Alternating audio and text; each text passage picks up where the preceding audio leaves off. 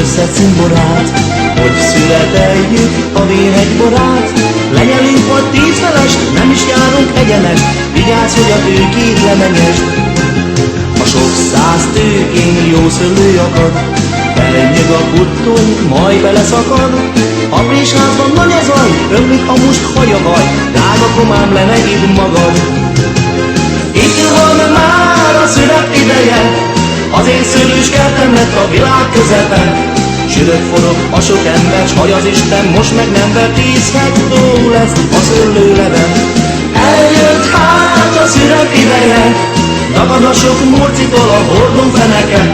Ne nézd most, hogy hány az óra, holnap reggel viradóra, mindent megiszunk, mánya a fele. Irk a pörkölt, rotyog a tüzön, már az illat is csupa ödön. Felvágva vagy 50 kenyér, gyere öcsém, te is egyél, perc múltán nem marad hőgövön. Öntözzük meg ezt a jó kaját, édes rózsám, ide a piát.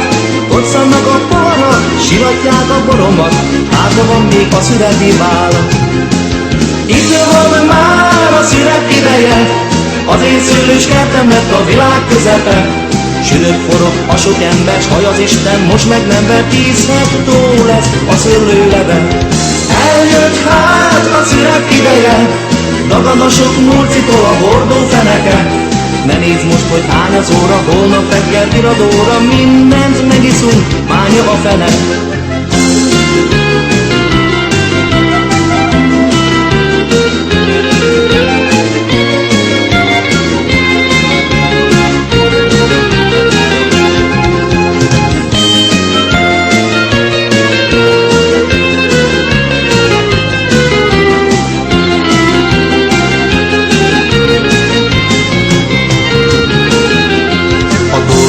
Banda mulatásra kész, feltörünk egy hordót, az asszony csak néz.